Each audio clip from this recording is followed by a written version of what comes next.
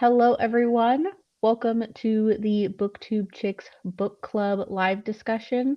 Tonight, we're going to be discussing Cinder and Glass by Melissa De La Cruz, which was our March book club pick. As always, I am here with Desiree and Kathleen, who I'm going to let introduce themselves in just a minute. But if you've never been to one of our live shows before, the way they work is we do about 10 or 15 minutes of non-spoiler, just generic what we thought of the book, ratings and stuff like that, first impressions. And then we'll move into spoiler discussion about the book for the next hour or so. Before we get started, I'm just going to do a quick little synopsis of the book. It is a Cinderella retelling set in France. Our Cinderella character name is Cendrillon, and her father is the king's advisor. When he passes away, she becomes not a slave necessarily, but a housekeeper maid to her stepfamily, which is the traditional Cinderella story we all know. And the difference with this one is she is entered into a competition to compete for the king's or for the prince's hand in marriage. So very selection vibes with that. Desiree, since you're next to me, if you want to do your thoughts first. Hi, my name is Desiree. I'm Libby Labra on all the things like Twitter, Instagram, TikTok, and YouTube. Kat, totally no offense to you or anything. I was dreading reading this book. Only because, I feel like the story of Cinderella has been retold 11 billion times. So I was like, how unique could this possibly be? I was just kind of dreading it. But that being said, I did enjoy it. There was some things in there that I don't know, I'm kind of iffy about, but I do like her writing. I like how easy it was to get through. I like that there was still a few surprises, and I was kind of gasping at certain times in the story.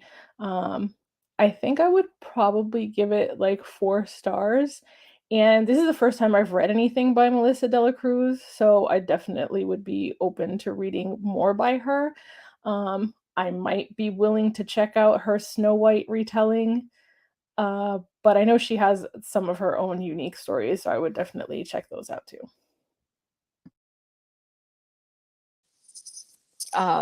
So I picked this book just because it sounded interesting, and it's not necessarily that I was super excited to write this book. So you don't offend me by saying it's like another Cinderella story. It's perfectly fine. It was just a choice that I made because it was like, okay.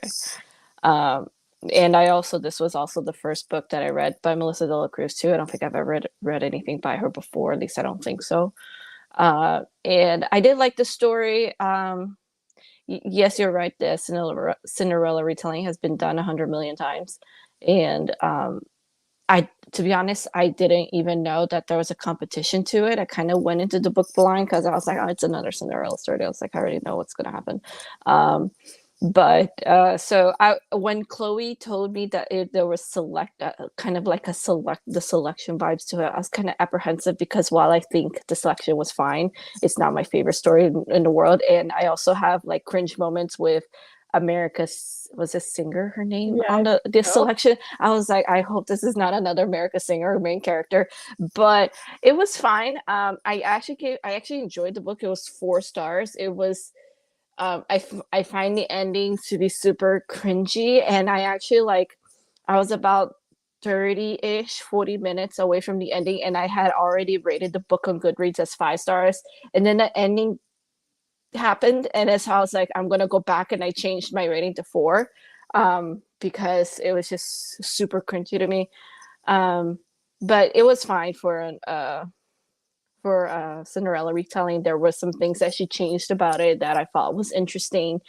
She threw in a love triangle of sorts in there, so I thought that was interesting, I guess. And I feel like yes, there was this competition vibe, and I feel like the glass slipper wasn't as such a big thing in the story as it was in the original Cinderella. It was more about competition. So I did like the things that she changed. I do like that she tried to change up the Cinderella story more so than what we've seen. So yeah, it was a 4-star read to me. Desiree, I don't think I caught what your rating was if you did rate it. I gave it 4 stars. 4 stars. Okay. So I had I kind of had my eye on this book off and on before we ended up selecting it for this month. And I'm really glad we ended up reading it. I have an interest in reading different versions of a Cinderella story because I also wrote a Cinderella story. So I like to see different ways of interpreting that story because it is something that is very overdone and has a ton of different versions. That being said, this is my second Melissa De La Cruz read. She has so many books that I wasn't sure if I had read anything by her. Turns out I have, and I remember nothing of it. Um, so that being besides the point, I kind of didn't really go in blind with this book, but I didn't really have any expectations for her writing.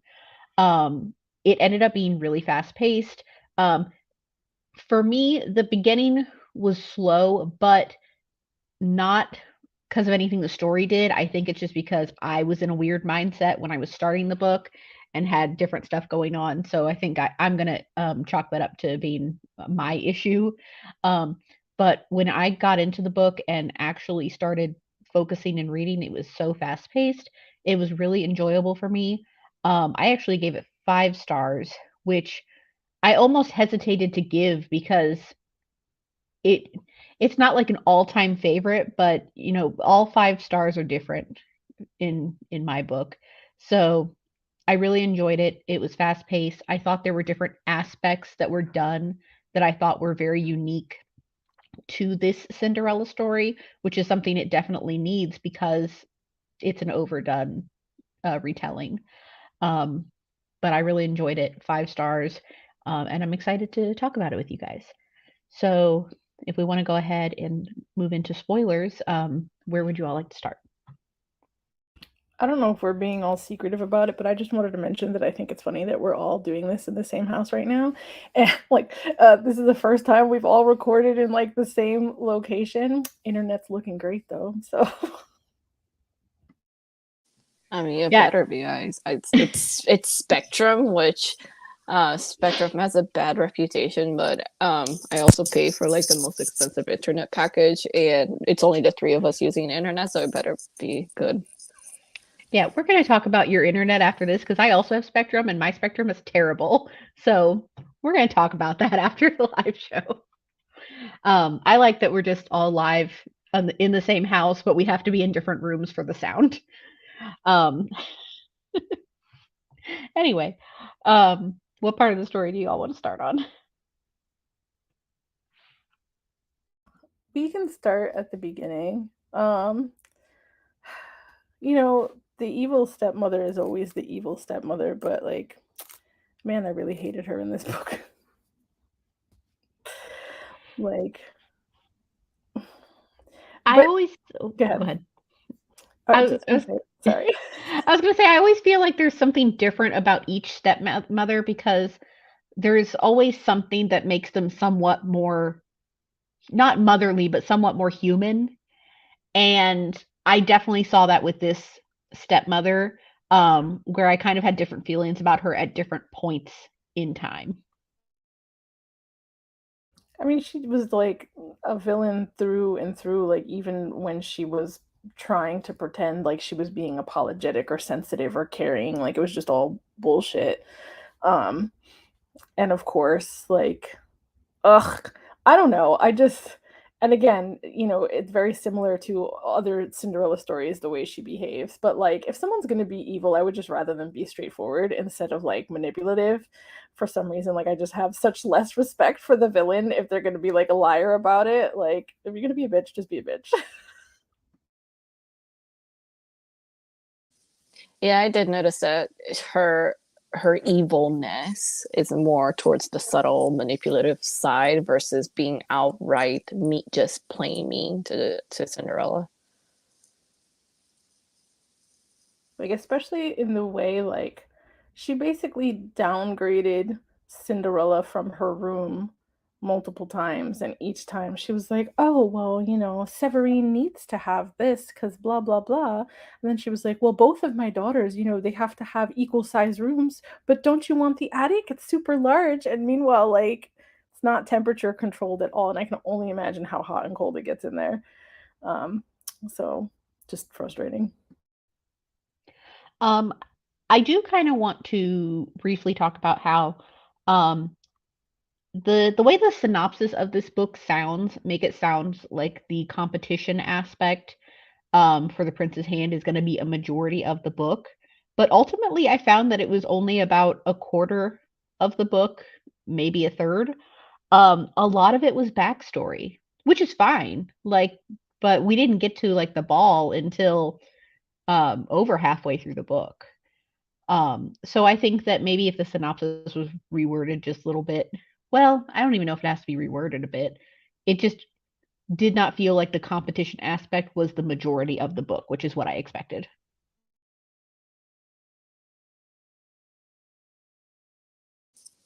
I agree. However, if this book was the majority of it competition and she didn't make the competition interesting, this book would have been like a 1 star for me, because the competition itself was all of them going on these little dates and then mentioning the dates and these girls squealing and reaching. I'm like, seriously, like, is this really a competition, or is this like The Bachelor where they're going on random dates with this guy? So I am glad that this book was not more about the competition, because unless she made the competition even remotely interesting, I would have been done with this book.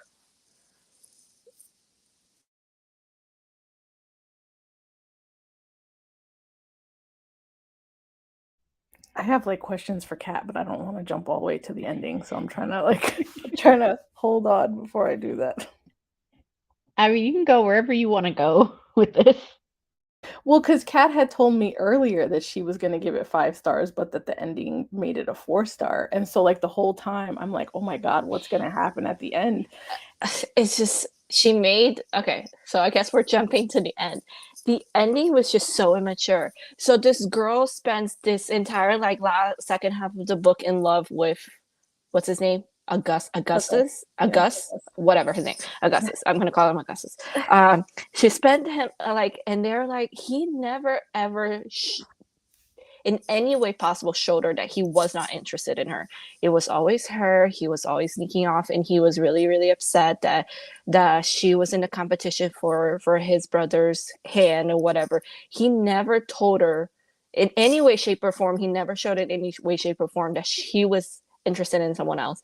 And um the fact that she got pissed off at him that he was inviting her to his wedding, and she had no remote idea that it could possibly be her. And I'm like, how dumb immature are you? Like, I'm sorry, if it was me, I would have at least a little bit of an inkling that it might have been me. It might have been like he was not inviting me to his wedding, that he was trying to, the fact that he took me aside and went on a walk with me, and that he's being affectionate towards me, and in her head did not even remotely pass the fact that he's trying to tell her in very subtle hints that it's her, like she's the bride, he's getting married to her, and she's like getting mad at him, and she's like, why are you touching me when you have your own wife, you're gonna get married somewhere. I'm like, are you serious? Are you really this dumb? And it just made like the whole thing was cringy. The fact that she just wouldn't get it. And I'm like, seriously, like if he ever gave her one little inkling that her dad or his dad didn't like her, because his dad like ultimately really liked her because of who her dad was. And so his dad was, so I just found the ending was infuriating and annoying and really, really cringy. And so I downgraded my 5 stars to 4. So I didn't get that at all in my mind, because she was kind of like out of commission for a certain amount of time because she was recovering and everything. So like she has this big hole in her life, like of a week long or 2 weeks or however it took her to recover.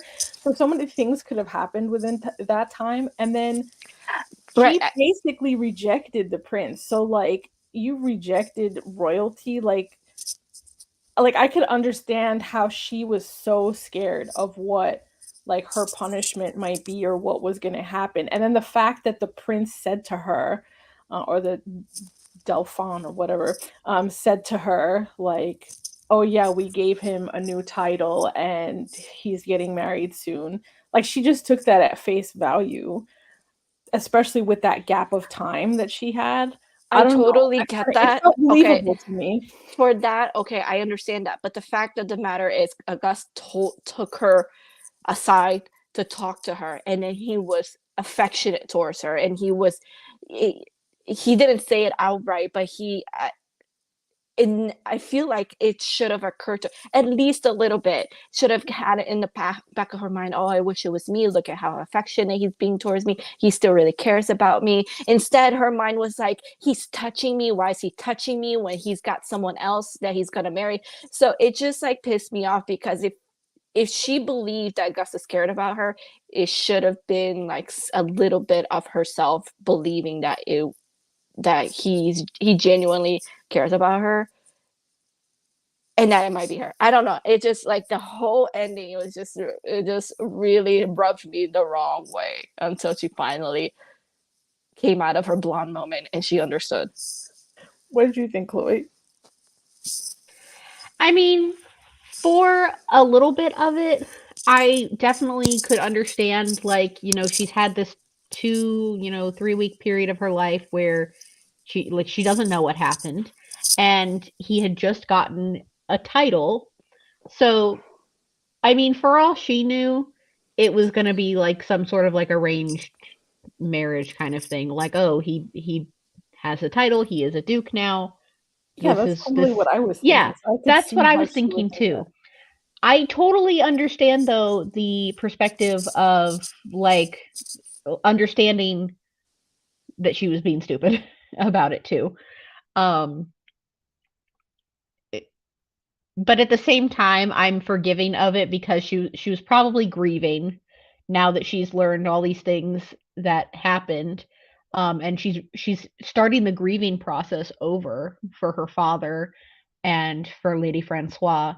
So I'm a little bit forgiving of it. I really thought she was going to go through with marrying his brother, like before he had announced who he was going to pick, because she wanted to get away from Lady Catherine like so bad that she felt like that was like her only option.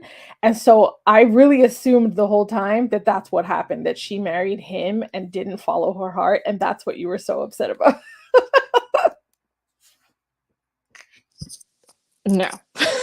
I knew from the beginning she was going to end up with Augustus because it read like a happy ending book and it was a happy ending book. And also he kept mentioning that kings always eventually gave their bastards titles. And he always said that his dad was always going to give him titles. So I was like, well, she's also, the daughter of an advisor, of a beloved advisor, and her dad was all she needed some kind of title in order to get away from her stepmom's thumb. And so I knew it. I was just like, his dad is going to give him a title eventually, and I don't know when it's gonna happen. It could be like the day before the wedding, I don't know. And she was gonna run away with him, but I knew at the end they were gonna be together, because if they didn't, that would be a very sad ending for both of them, and it didn't read like a sad ending book.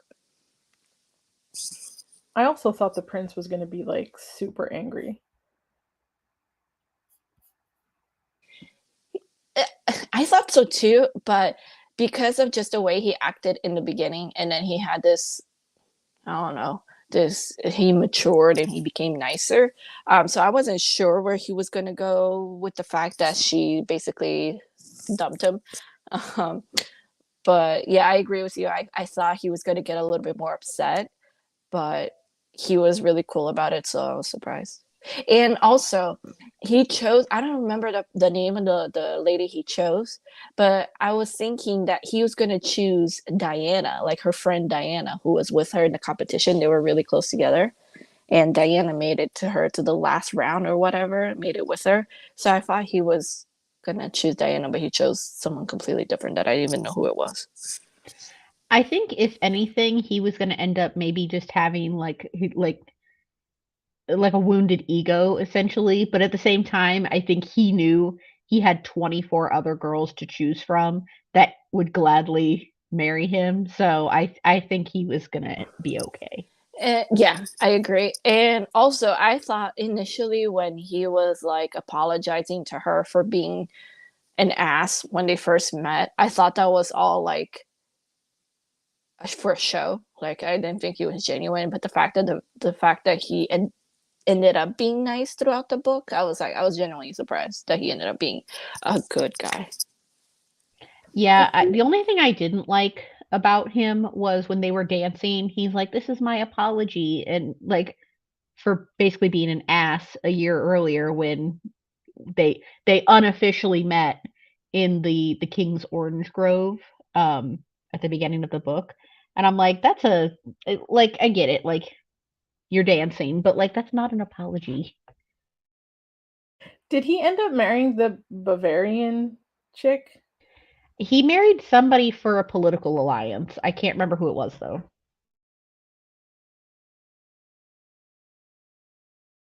So I know that, like, again, in every Cinderella story, that one of the stepsisters is like nicer than the others. But I feel like Melissa de la Cruz played it up even more here. Like, obviously, there's still instances where her mother's manipulating her and she could have stood up more and didn't. But I think, kind of from the beginning to the end, she was a lot nicer than some of the other stepsisters that I've seen. Nice.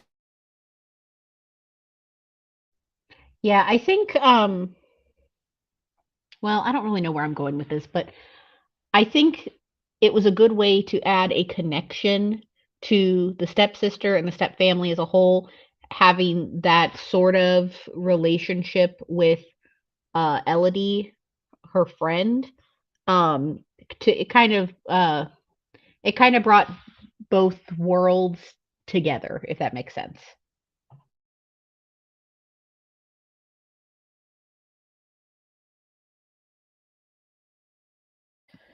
I thought it was strange the way the dad ended up getting married, because I know in most like other stories it's like he goes away and then comes back with a wife, kind of. Um, so the love spell aspect of it, which I don't know how many other Cinderella stories have like that love spell thing. I can't think of any that I've read, but um, I guess that was kind of like an interesting twist. But as soon as they had mentioned that he was drinking this tea every day because the doctor said, I was like, oh, she totally killed him. She totally killed him. Oh yeah, and the fact that she would tell Cinderella or Cinder would ask, "Oh, how's my dad doing?" She's like, "Oh, he's resting. He's not doing good, but I gave him his tea." And I was like, "She's totally killing him. She's totally poisoning him. It's so obvious." And the fact that it was this huge revelation at the end, I was like, "You did some pretty heavy foreshadowing throughout the book. This shouldn't be a surprise." And it I know it was never like confirmed or not whether she was using a love potion on him, but what do you guys think? I think it's a good chance considering I think he very strongly yes. yeah, especially Because because I think him and Lady Francois I would have just married instead. I wished it was more fully developed. I feel like the author didn't touch upon it as much as I wish she had. So I don't know. I think yes, but I don't want to force an opinion because I believe men are stupid.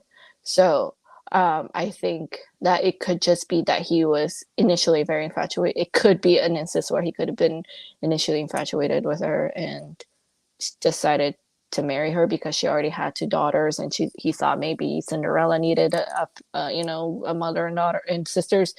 But I do believe also in the love potion theory, and I just wish that Melissa de la Cruz just touched upon it a little bit more.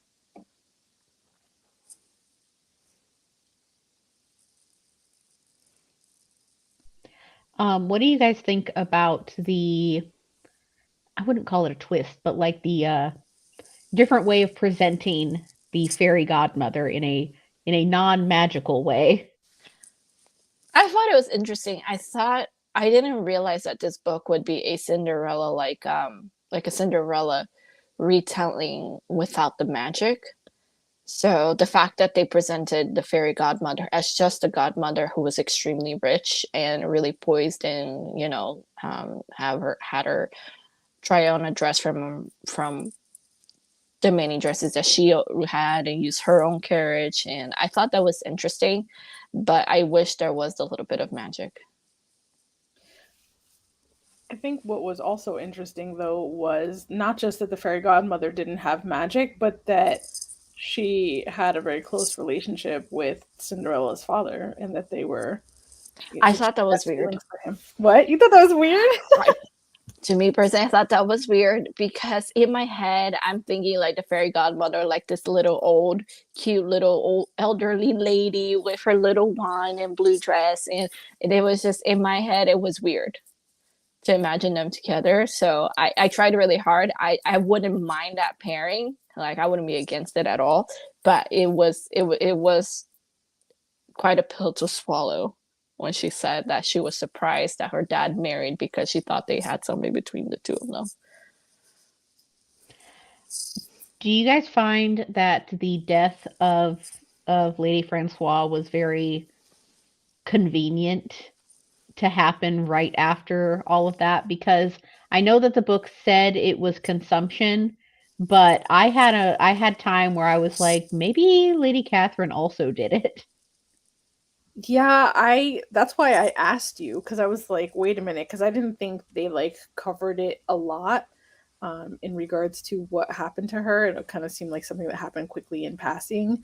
But yeah, I had assumed that Lady Catherine had also done it. I thought it was too quick. I was like, all of a sudden, I'm hearing that she died, and I'm like, wait a second, she was supposed to. I don't know. It was just, yeah, I agree. It felt weird and it felt convenient, and but it didn't cross my mind that Catherine might have done it or this evil stepmother might have done it. So that changes things in my head. But I think like they also kind of killed her off to really make Cindrillon like be alone and like trapped so that Auguste can kind of like sweep in and save her. Because if not, you would expect the fairy godmother to, right? Like you would expect her to do more or help her more or whatever. So, um, Yeah. because Auguste doesn't really exist in the original story, I feel like that just kind of carved an opening for him. Yeah.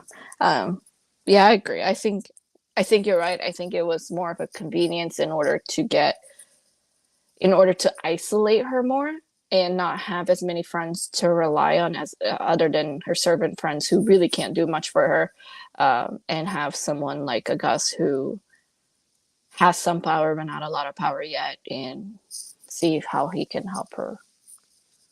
So what did you guys think of the having a love triangle and having like this second prince who's not really a prince, who's a bastard, but have him be who she ends up with at the end?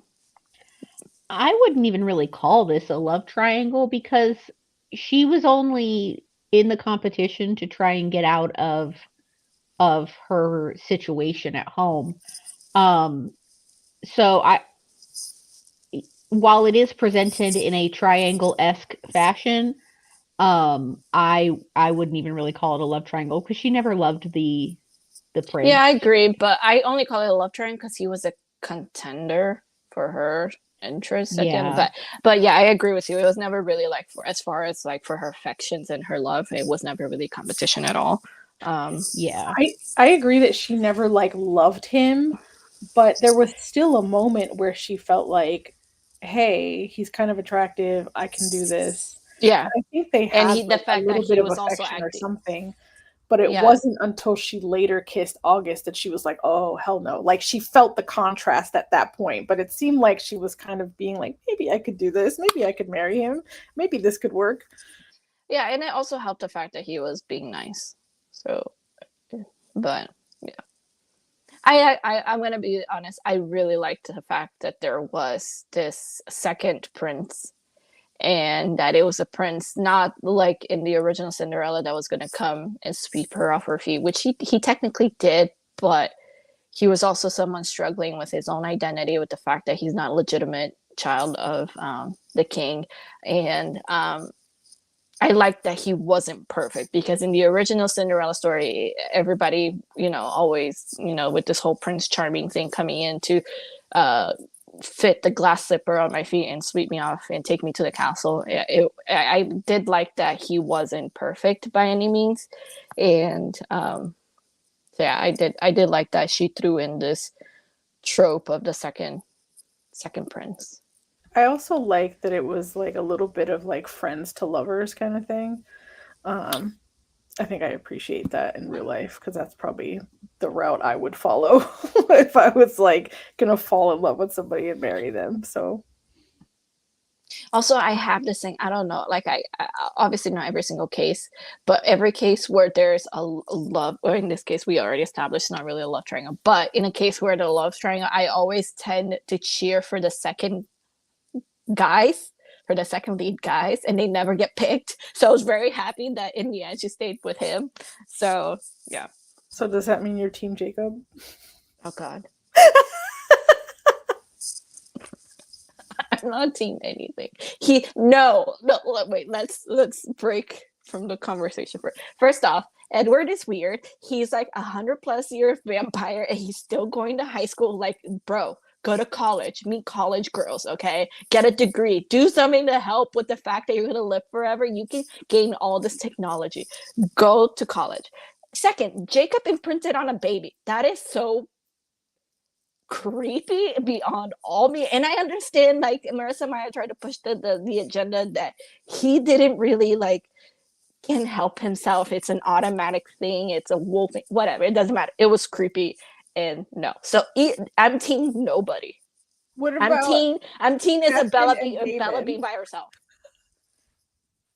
I'm pretty sure you liked Damon. Was he considered the second choice? Yes. Okay. Yes, Damon. Damon didn't imprint on a baby, okay? So I'm okay with Damon. Sorry, yes. I didn't mean 100 times yes. But anyways, back to our conversation. Augustus, yes. I'm happy that she ended up with Augustus, whatever.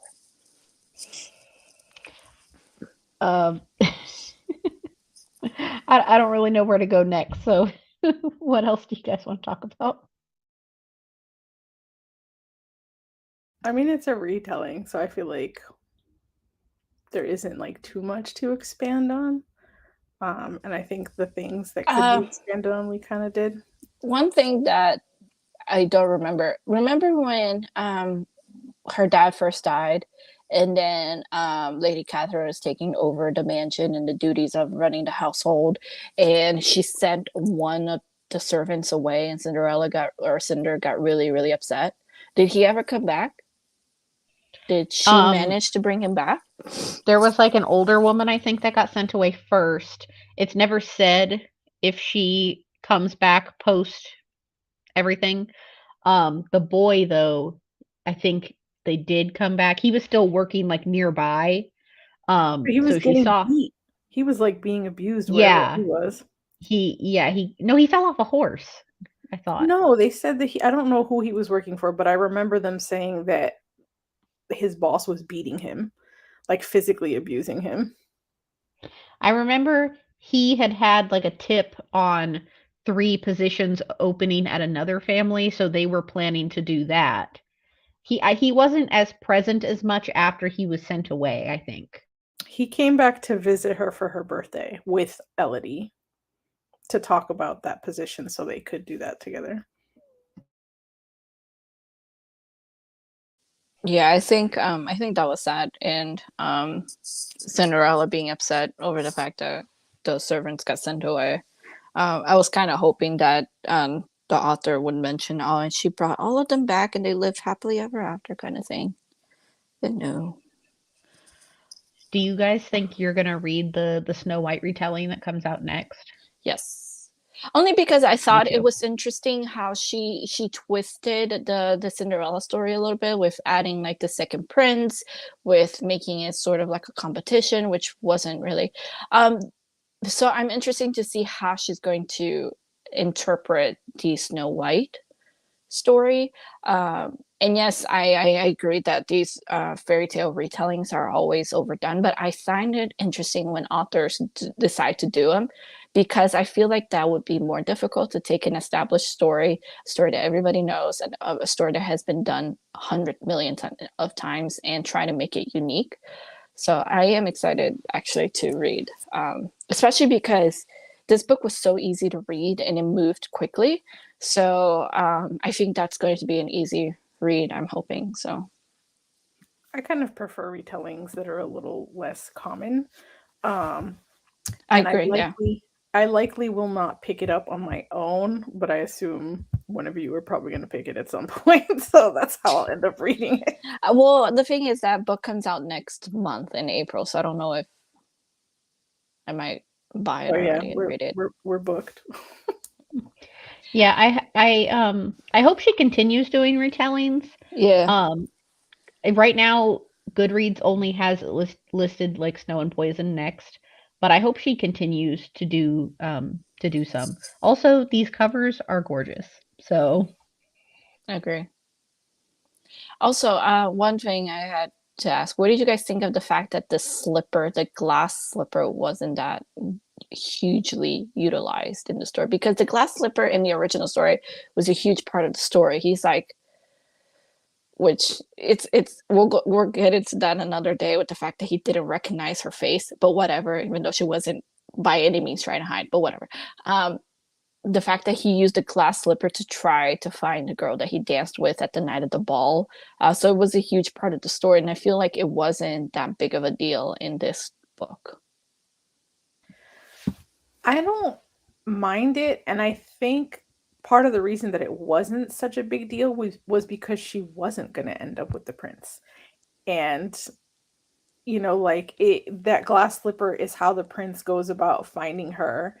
And since they're not going to end up together, and he wasn't going to try searching for her far and wide in that sense, I didn't mind that it wasn't really a part of the story. But even they still kind of incorporated it at the end because August gives her the slipper back, which I thought was cute. Because at that point, like, I had totally forgotten about the slipper. Same. Like, Same. I was like, I didn't even realize it was like it's still a thing. So yeah, I think even just having like a small representation of it, even in a non-traditional way, kind of works because you're still paying homage to something that's very important from the original story, but not replicating it exactly.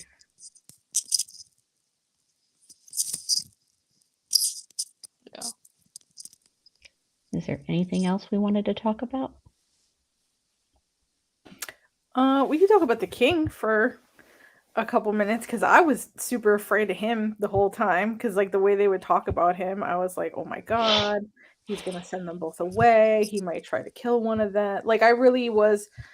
They were painting this picture of him being like a very angry, what's the word I'm looking for? Punitive, like a very angry and punitive king. So I was kind of worried about him throughout the whole story, but it seemed like he was Really? very. That was the impression that I got, the way they talked about him, but the way he presented himself was very human and compassionate and very caring. I guess that's not the vibe I got. I don't know. I think he demanded to be respected as a king should, but I didn't never crossed my mind that he would be like a bad king, like an evil king kind of thing. But I can see where you're getting it. But and I do agree. Yeah, when he was presented in person, he portrayed himself as, again, a king that wants to be respected, but also as a kind king, I guess you could say. And maybe it was kind of like the two perspectives, because you had Cendrillon, who was like lower class, more just beneath him, who was more fearful of him, while Auguste had him as a dad and kind of had a different relationship with him, because he was the one being like, no, he won't do that, he's not going to kill us. Like, so he was the one being like, he might punish me, but he's definitely not going to kill me. So I don't know, maybe Yeah. it's just like the two sides of that. Oh yeah, I remember. Okay, yeah. Yeah, I didn't really get that kind of impression from him. I did get towards at the end an impression of remorse, and he definitely regrets what happened to Cinderlon, especially considering his advisor, what her father was his favorite advisor. So it's like it's almost kind of you don't think it should have happened at all, but I mean, at least he expressed remorse. I was gonna say I do appreciate that he expressed remorse and he was like, you know, I should have found out, I should have realized that I should have checked in on you and I should have checked to make sure that you were okay and that your accommodations were okay.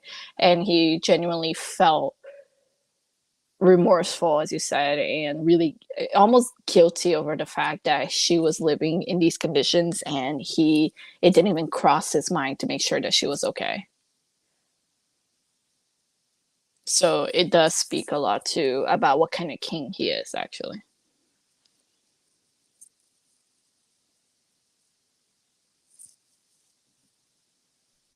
Is there anything else we'd like to talk about?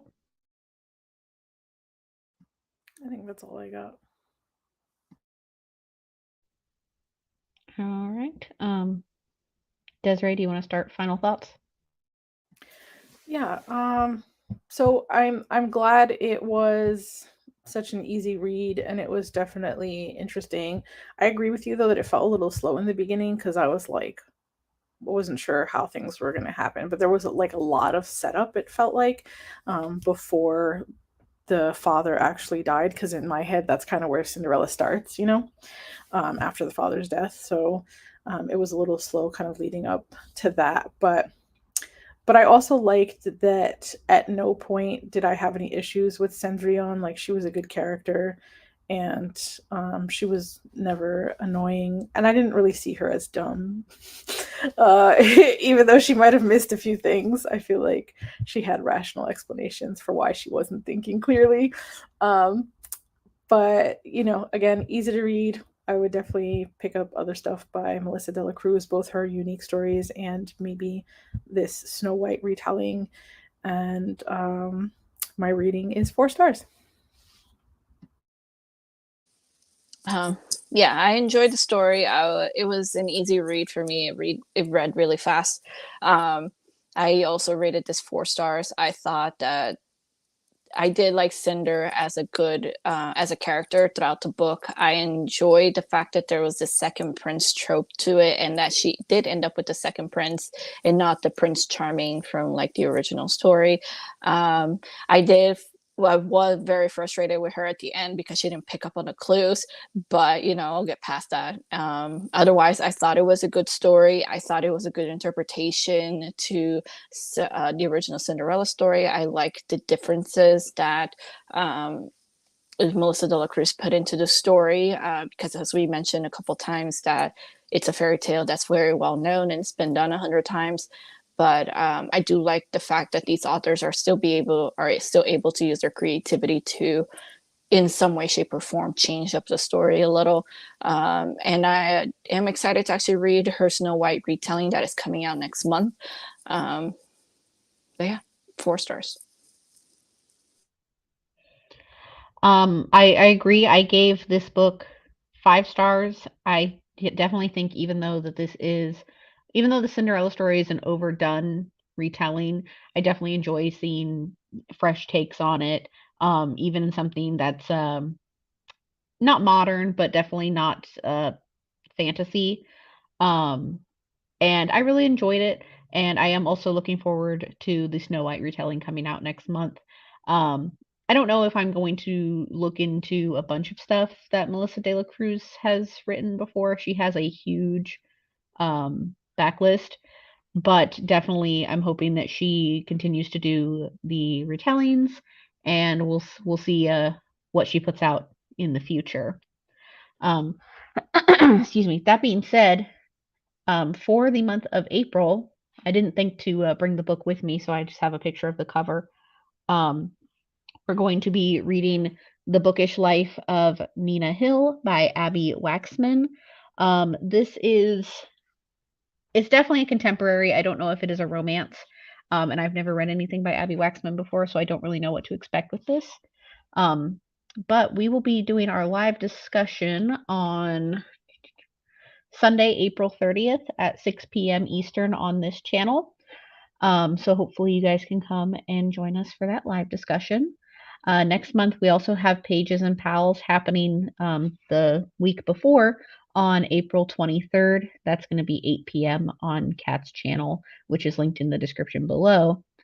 And then after that, Desiree and I will be doing the quarterly romance book club for quarter 2, and we are going to be reading Priest by Sierra Simone, and we'll be discussing that on Sunday, May 7th at 6 p.m. Eastern on Desiree's channel, which is also linked in the description below. So lots of stuff coming up. Hopefully y'all will join us for that. Anything related to any live show is going to be promoted and talked about on Twitter and Instagram. So you can follow BookTube Chicks on both Instagram and Twitter at BookTube Chicks, and then you can follow Quarterly Romance Book Club on Twitter at Quarter Romance. All of that is linked in the description below. But thank you all so much for joining us for our live discussion of Cinder and Glass by Melissa De La Cruz. And we will see you all for all the various live shows next month. Bye.